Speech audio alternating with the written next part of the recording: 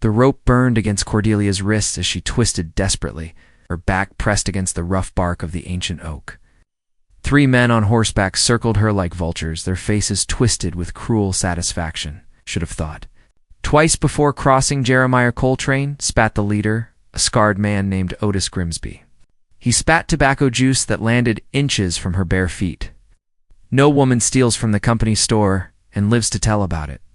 Cordelia raised her chin defiantly, despite the terror clawing at her chest. That grain belonged to the hungry children of Millbrook Valley. Their boss was letting them starve while hoarding supplies. Grimsby's laugh was like gravel scraping metal. Noble words for a dead woman. He nodded to his companions. Strip her of anything valuable, the wolves can have. What's left? They took her mother's silver locket, the only thing of worth she owned, then mounted their horses. As their hoofbeats faded into the Tennessee wilderness, Cordelia tested her bonds. The knots were expertly tied, there would be no escape. Hours passed. The sun blazed overhead, then began its slow descent toward the horizon. Her throat felt like sandpaper, and her shoulders screamed in agony from the unnatural position. Just as despair began to settle over her like a shroud, she heard something that made her heart skip. Footsteps, soft, measured, deliberate. A figure emerged from the dense undergrowth, a Cherokee warrior, tall and powerfully built, with long black hair adorned with eagle feathers. His bronze skin gleamed with sweat, and intricate tattoos marked his arms and chest. But it was his eyes that captured her, dark as midnight, yet filled with an intensity that seemed to see straight into her soul. He approached slowly, his hand resting on the tomahawk at his belt. When he spoke, his voice was deep and resonant, tinged with an accent that spoke of ancient mountains and forgotten songs. Why do you hang here like broken fruit on the tree, white woman? I stole food for hungry children, Cordelia managed, her voice hoarse. They left me to die. The warrior circled her, studying her as if she were a puzzle to be solved. His gaze lingered on her face, taking in her green eyes and auburn hair that caught the dying light like copper fire. Your people have strange justice, he said finally. In my tribe, one who feeds the hungry is honored, not punished. He drew a knife from his belt, a beautiful blade with a bone handle carved with symbols she didn't recognize. With swift, precise movements, he cut her bonds. Cordelia collapsed to her knees, blood rushing back into her numb hands. What is your name? He asked, kneeling beside her. Cordelia Fairweather, am Cowgirl of the Wolf Clan. And you, Cordelia Fairweather, interest me greatly. He helped her to her feet, his touch surprisingly gentle for hands that looked capable of great violence. Come, night brings dangers to these woods that even the brave should fear. As he led her deeper into the wilderness, away from everything she had ever known, Cordelia wondered if she was walking toward salvation or an even more uncertain fate. Cowgirl's village appeared like something from a dream. Nestled in a hidden valley where mist clung to ancient pines and a crystal stream meandered between traditional dwellings. Cordelia followed him on unsteady legs, acutely aware of how out of place she must appear, a bedraggled white woman in a torn dress among a people she'd been taught to fear. The Cherokee emerged from their homes as word of her arrival spread. Children peered from behind their mothers' skirts, while warriors watched with expressions ranging from curiosity to suspicion. An elderly woman with silver-streaked hair and keen eyes approached them. Grandmother Ayanna Cowgirl said respectfully. Inclining his head, this woman was left to die by her own people for the crime of feeding hungry children. Ayanna circled Cordelia slowly, much as Cowgirl had done, but her scrutiny felt different, less predatory, more diagnostic. Finally, she nodded. She has the mark of one who has walked with death and emerged unchanged. Bring her to my lodge. Inside the warm dwelling, Ayanna tended to Cordelia's wounds with practiced hands, applying herbal poultices to her rope burns and giving her water infused with healing plants. As she worked, she spoke in her native tongue to Cowgirl, who responded in kind. Though Cordelia couldn't understand the words, she sensed an argument brewing. What are you discussing? Cordelia asked, when the conversation grew heated. Ayan, fixed her with a penetrating stare. I tell my grandson that bringing a white woman into our village brings trouble. He tells me that leaving her to die would bring worse trouble from the spirits who watch over the innocent. Your grandson, Kuga, is war chief of our clan, chosen by the council for his wisdom and courage. Also, she added with a wry smile, for his stubborn refusal to take a wife, though many fine women have offered themselves. Heat crept up Cordelia's neck. I don't wish to cause problems. If you could just point me toward the nearest town, no town will shelter you now. Kuga interrupted, ducking through the entrance flap. He had changed from his hunting clothes into ceremonial dress deerskin decorated with beadwork and quills, his face painted with symbols of power. Coltrane's men have spread word that you are a thief and a murderer. There is a price on your head. The words hit her like a physical blow. Murderer? But I never. They claim you killed a store clerk during your theft. The bounty is $50. Cordelia sank onto the woven mat where Ayanna had been treating her. $50 was more money than most people in these parts saw in a year. Every bounty hunter and desperate man for hundreds of miles would be looking for her. Then I truly am trapped, she whispered. Kuga knelt before her, his dark eyes serious. Not trapped, protected. But protection comes with a price. What price? You must become one of us, fully, completely. There can be no going back to your old life. Ayanna sucked in a sharp breath, speaking rapidly in Cherokee. Kuga responded firmly, his tone brooking no argument. What is she saying? Cordelia asked. She reminds me that, to make you truly one of us, you would need to marry into the tribe. His eyes never left hers as he spoke. She asks if I am prepared for such a commitment. The implications hung in the air between them like smoke. Its marriage to a Cherokee warrior, a man she had known for mere hours. It should have been unthinkable, yet something deep in her chest fluttered at the thought. And are you? She asked quietly. Prepared for such a commitment? Kuga reached out and touched a strand of her auburn hair, his calloused fingers surprisingly gentle. I have lived 28 winters without finding a woman who stirred my blood. Then I find you tied to a tree like a sacrifice to the forest. Spirits, defiant even in the face of death. The ancestors have a sense of humor. Is that a yes? His smile transformed his stern features, revealing a warmth that made her pulse quicken. That, Cordelia Fairweather, is a proposal. The marriage ceremony would take place at dawn, Ayanna explained, as she combed Cordelia's hair with a carved wooden comb. 3 days had passed since Kuga's proposal. 3 days of intensive preparation that felt like stepping through a doorway into another world entirely. Among our people, marriage is not just between two individuals, the elderly woman said, braiding colorful ribbons into Cordelia's auburn locks. It is an alliance between families, clans, spirits. You must understand this if you are to survive what comes after. Cordelia studied her reflection in a polished metal mirror. The Cherokee women had transformed her completely. Gone was her torn settler's dress, replaced by a wedding gown of soft deerskin decorated with intricate beadwork and shells. It caught the firelight like captured stars. Painted symbols adorned her face and arms, each one carefully explained by Ayanna. This mark, she said, touching a swirling pattern on Cordelia's forehead, represents the joining of two spirits. This one, she indicated the lines on her cheeks, calls upon the protection of the Wolf Clan ancestors. Will they accept me? Truly, Ayanna's weathered hands stilled. Some will. Others will test you at every turn, waiting for you to fail, to prove that white blood cannot be trusted. The path you choose is not an easy one.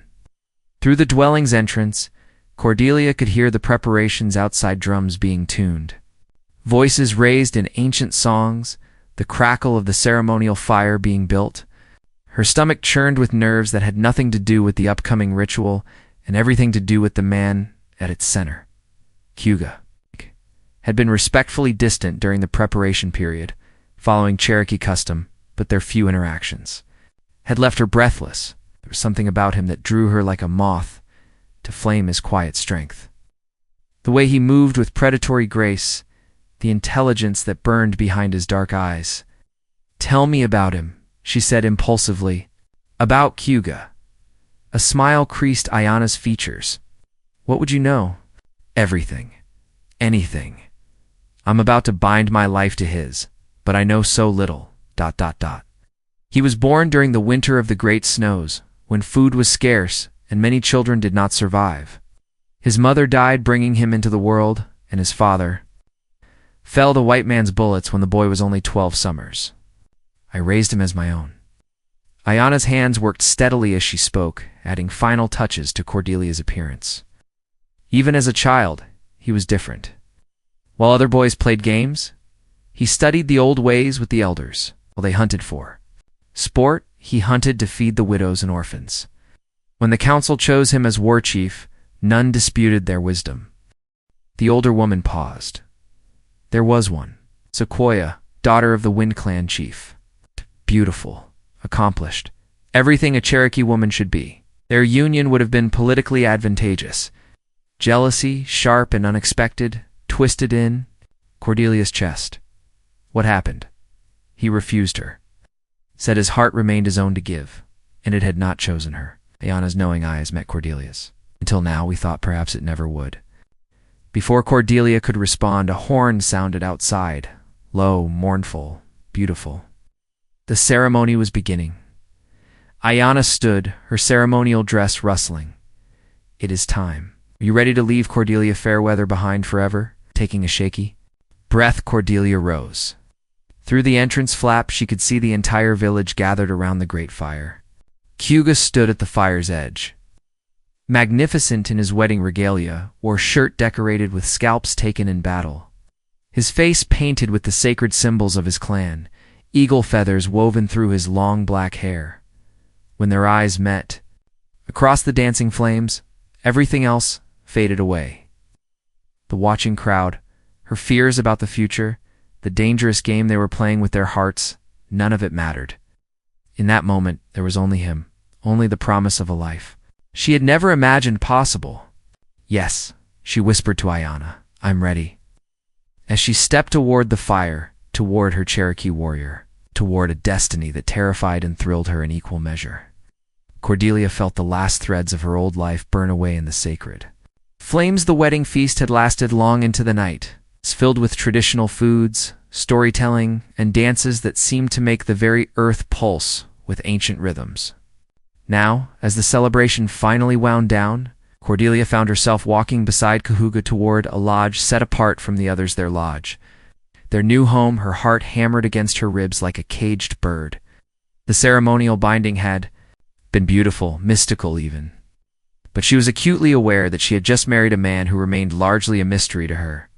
A man whose culture she was only beginning to understand, whose language she barely spoke, whose world operated by rules she had yet to learn. The lodge was larger than Ayana's, beautiful rugs covering the floor and intricate tapestries hanging from the walls. A fire burned low in the central pit, casting dancing shadows across surfaces decorated with weapons, ceremonial objects, and what appeared to be trophies from successful hunts. Cowgirl moved to add wood to the fire, his movements graceful and economical. The additional light revealed details she had missed before, scars crisscrossing his back and arms, testament to battles fought and survived. When he turned to face her, she saw something unexpected in his dark eyes. Uncertainty. You're afraid, he said softly. It wasn't a question, yes, she admitted. But not of you. Of ... this. Of not being what you need. Oh. What your people need.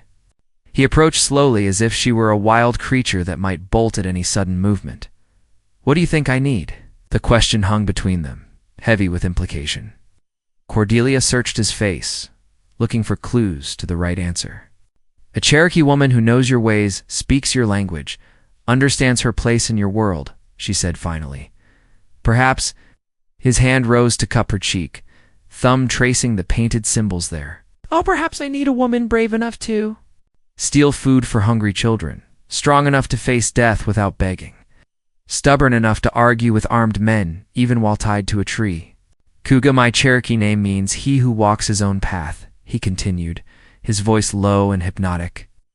I have never done what was expected, never chosen the safe course. Why should my choice of wife be different? His lips brushed hers then, soft as a whisper, gentle as morning mist.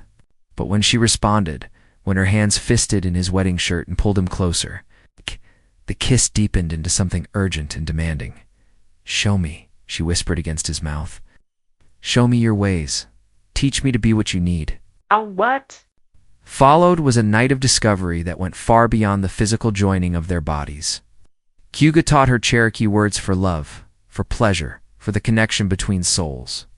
He traced the scars on her wrists from the ropes, kissing each mark as if he could heal old wounds with tenderness.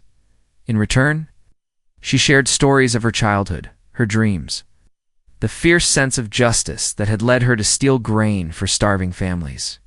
She told him about the loneliness of being an unmarried woman in a harsh frontier world, about watching her parents die of fever and finding herself truly alone for the first time. As dawn light began to filter through the smoke hole above, they lay entwined on soft furs, talking in the mixture of English and Cherokee that was becoming their private language. "Tell me about Sequoia," Cordelia said suddenly, surprising herself with her boldness. Hugo stiffened slightly. "Why? Because she was part of your life before me. Because if I'm to be your wife truly, I should understand what came before." He was quiet for so long, she thought he might not answer. Finally he spoke. "Sequoia was everything a Cherokee woman should be: beautiful, skilled, politically connected. Our marriage would have strengthened both our clans. But when I looked at her, I felt nothing. No fire in my blood, no stirring of my spirit. She was like looking at a perfectly crafted, admirable, but not ... essential." He turned to face her, his eyes intense in the growing light. "When I saw you tied to that tree, defiant even in defeat, something woke in me that had been sleeping my entire life. The elders say the Great Spirit sometimes brings us exactly what we need in the most unexpected form." Cordelia traced a scar on his chest, her touch light as a feather. "And what do you think the Great Spirit brought you?" His smile was slow, predatory, filled with promises that made her pulse quicken. "A woman worth fighting for. A woman worth dying for. A woman worth living for." As he pulled her close for another kiss, Cordelia felt the last of her doubts dissolve like mist before the morning sun. 3 weeks into their marriage, the first test came in the form of Sequoia herself. Cordelia was working beside the stream that ran through the village, learning to prepare hides in the traditional Cherokee way under the guidance of several clan women. The work was back-breaking, stretching, treating the skins with mixtures of brain and bone. Moreover, she was determined to master every skill expected of a Cherokee wife. "Your hands are too soft for this work," observed Nasha, a sharp-tongued woman whose husband served on the tribal council. "White women are not built for our ways." Before Cordelia could respond, a commotion arose from the village center. A group of riders was approaching Cherokee from another settlement, judging by their dress and the formal nature of their arrival. At their head rode a woman of breathtaking beauty, her black hair adorned with silver ornaments, her deerskin dress decorated with the finest beadwork Cordelia had ever seen. Sequoia breathed one of the women working beside the stream. "She comes for the harvest festival." The harvest festival, Cordelia had heard whispers of it, but understood little beyond the fact that it was an important, intertribal gathering. Now watching the regal woman dismount from her horse and immediately command the attention of everyone present, she felt a stab of inadequacy that cut deeper than any of Nash's barbed comments. Hugo emerged from the council lodge in his war chief regalia. When he saw Sequoia, his expression remained carefully neutral. But Cordelia noticed how conversations stopped, how all eyes watched for his reaction to his former intended bride's arrival. "Hugo of the Wolf Clan," Sequoia called out, her voice carrying easily across the village center. "I have come to honor your marriage and meet your new wife." The words were perfectly polite, but something in her tone made Cordelia's skin crawl. This was not a social call. Hugo approached with measured steps, inclining his head respectfully. "Sequoia of the Wind Clan, you honor us with your presence. Come meet my wife." He gestured toward the stream where Cordelia stood frozen. Suddenly aware of how she must appear hair disheveled from work, hands stained with hide preparation, her simple dress a poor contrast to Sequoia's finery. But pride kept her chin high as she walked forward to meet this elegant challenge. Sequoia said, circling Cordelia with the same predatory assessment Cayuga had shown that first day. "This is the white woman who stole our war chief's heart." "I am Cordelia," she replied evenly, though her pulse hammered in her throat. "And I have taken the name Etsil Fleeshy, who stands strong." Sequoia's perfectly arched eyebrows rose. "A Cherokee name? Presumptuous?" "A name given by grandmother Ayana Cayuga," said quietly, but with steel underneath. "A name earned through trials you know nothing of." For just a moment, Sequoia's mask of polite interest slipped, revealing something cold and calculating underneath. Then her smile returned, bright as winter sunlight, of course. How wonderful that she is adapting so well to our ways. She turned to address the watching crowd. "I have brought gifts to celebrate this union, fine blankets woven by the women of my clan, silver ornaments crafted by our finest smiths. Shall we hold the traditional contest to honor the new bride?" Murmurs rippled through the gathered Cherokee. Cordelia looked to Cayuga for explanation, but his jaw was tight with what looked like anger. "What contest?" she asked. Sequoia's smile widened. "Why, the contest of Cherokee women's skills, of course, weaving, cooking, hide preparation, horseback riding, knowledge of tribal lore. It's traditional when a new woman joins the clan to determine her ... worth." The challenge was clear, and refusing would mark Cordelia as weak in the eyes of the tribe. But accepting meant competing against a woman who had been raised in these traditions from birth, who possessed every advantage except one. She wasn't the woman Cayuga had chosen. "I accept," Cordelia said, her voice carrying clearly across the village. Sequoia's eyes glittered with triumph.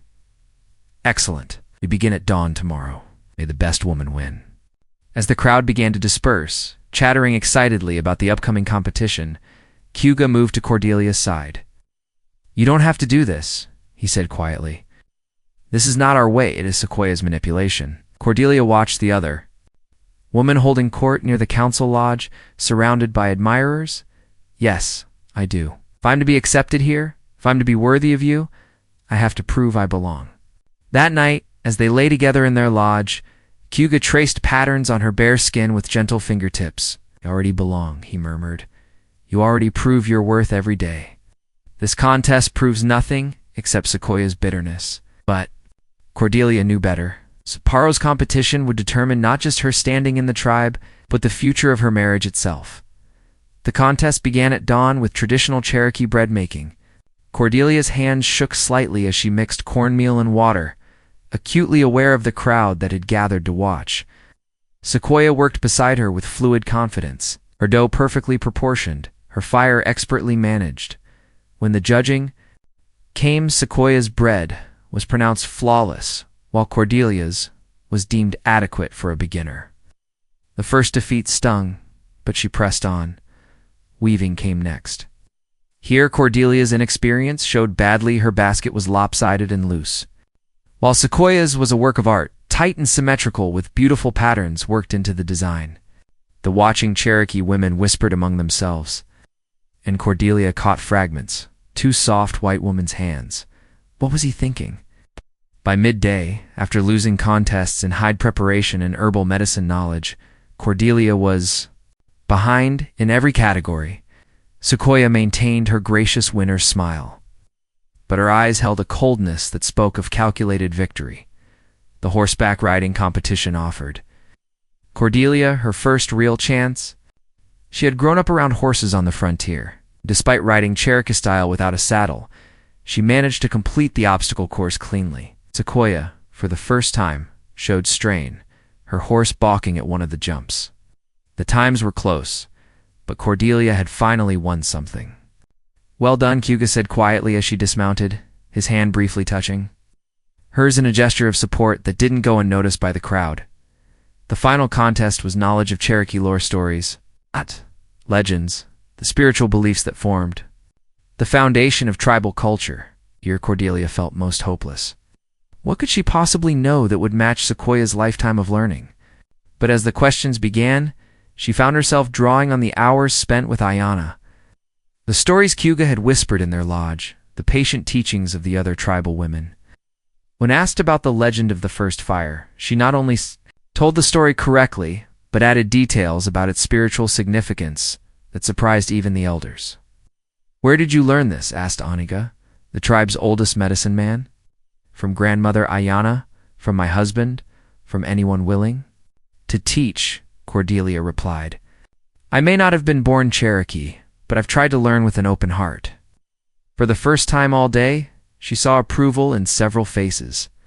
The questions continued, the meaning of the sacred directions, the proper ceremonies for seasonal changes, the responsibilities of clan membership.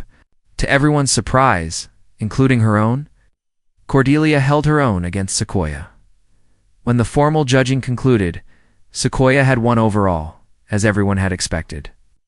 But something had shifted in the crowd's mood. Instead of dismissing Cordelia as an inadequate outsider, people were talking about her determination, her willingness to learn, the respect she showed for Cherokee ways. "You fought well," Sequoia said, as the crowd began to disperse, but her tone held less triumph than expected. "I underestimated you, and I learned something today," Cordelia replied. "That belonging isn't about winning contests.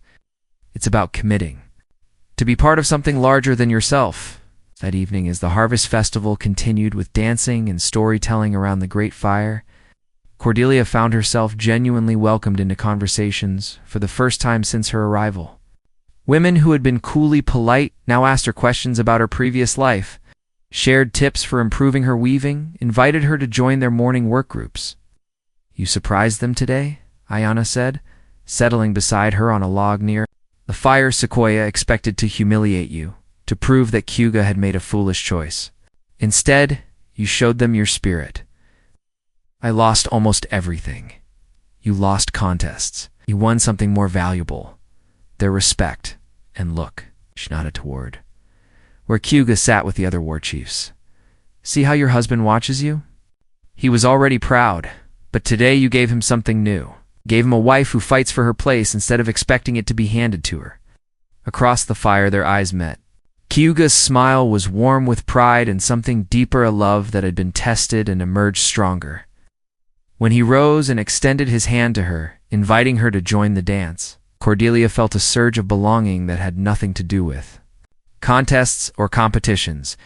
As they moved together in the ancient steppes, surrounded by their people under a canopy of stars, she finally understood what Cowga had meant when he said she already belonged. Home wasn't about perfection, it was about commitment, acceptance, and the courage to keep fighting for your place in the world. Later, Sequoia approached as they prepared to return to their lodge. "I came here to prove you were unworthy of him," she admitted quietly. "Instead, I learned why he chose you over me. You have something I never did. You love him enough to become someone new for him, while still remaining yourself." As Sequoia rode away with her delegation the next morning, Cordelia stood beside her husband, watching the dust settle. The contest was over, but her real journey as a Cherokee woman was just beginning. 2 years had passed since the harvest. Festival contest, Zincordelian, now known throughout the Cherokee Nation as Itsilfsi, had found her place. Not just in Cowga's life, but in the heart of the Wolf clan itself. She had mastered the skills that once eluded her, become fluent in Cherokee, and earned recognition as a healer after studying intensively with Ayanna. But on this crisp autumn morning, she knelt beside the stream washing clothes. A different kind of challenge approached in the form of dust clouds on the horizon, white men's dust, kicked up by many horses moving fast. "Riders coming," called out the village lookout. Within minutes, the peaceful scene transformed into controlled urgency as warriors grabbed weapons and women hurried children to safety. Cowga appeared at Cordelia's side, his face grim. 20 men, maybe more. They carried the banner of the territorial militia. Cordelia's blood turned cold. "They've come for me. After 2 years? Why now?" Before she could answer, the riders thundered into the village center, led by a man in a blue military coat whose cruel features were disturbingly familiar. Colonel Marcus Thornfield, Jeremiah Coltrane's nephew, and the new territorial governors. Right hand? I seek the fugitive Cordelia Fairweather, Thornfield announced, his voice carrying across the village. We know she's here, hiding among you savages. Cugga stepped forward, magnificent in his war paint and regalia. I am Cugga, war chief of this clan. There is no one here by that name. Don't play games with me, Redskin, Thornfield's hand rested. On his pistol, a signed confession from one of her accomplices. Murdered 3 men during a store robbery 2 years ago. The bounty is now $200. Signed confessions. Someone had been tortured or bribed into lying. Cordelia felt the trap closing around them all, but she also felt something else. Rage at seeing these men threaten her people, her home, her husband. She rose from beside the stream, water dripping from her hands, and walked forward. Gone was. The frightened woman who had been tied to a tree in her place stood a Cherokee warrior's wife, proud and unafraid. I am Atselvi C. of the Wolf Clan, she announced, in clear Cherokee, then repeated it in English. The woman you seek no longer exists. Thornfield's eyes glittered with cruel satisfaction. There you are, you murdering whore. Did you think hiding among these animals would save you? The insult to her adopted people was the final straw. The only animals I see are the ones who let children starve while hoarding grain, who torture.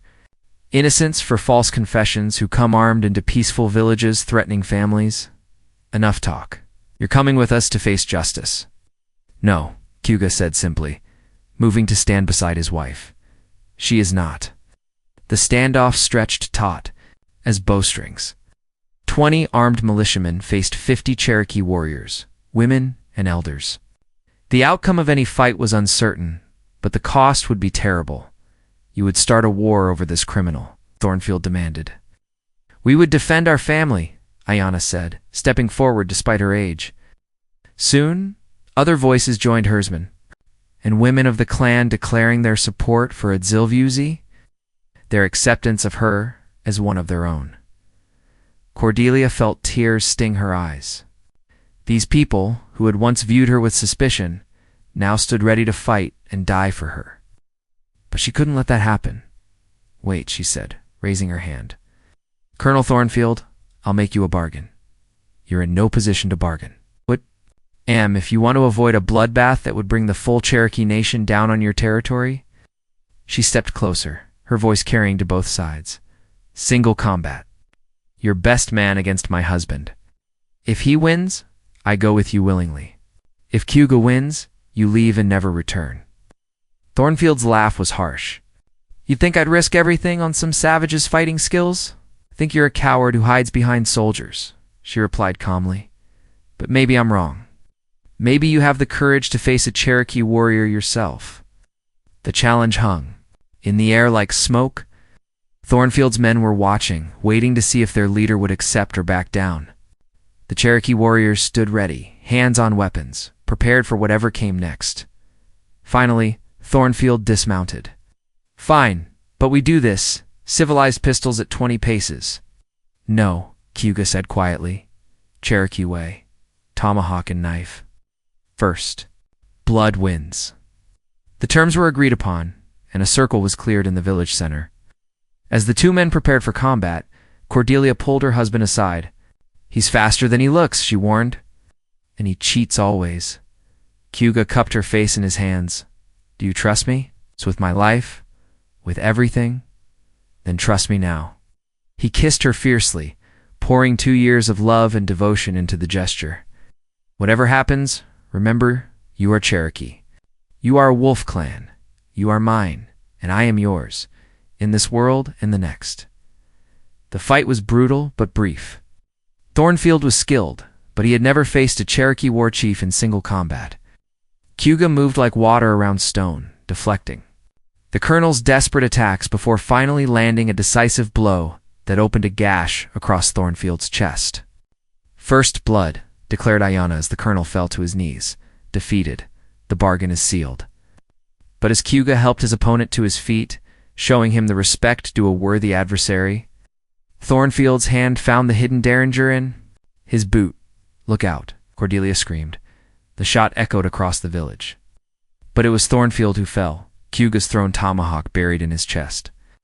The treacherous colonel had fired wild in his death throes, his bullets striking only empty air. The remaining militiamen, leaderless and outnumbered, quickly agreed to return to their territorial capital with news of their commander's death and honorable combat.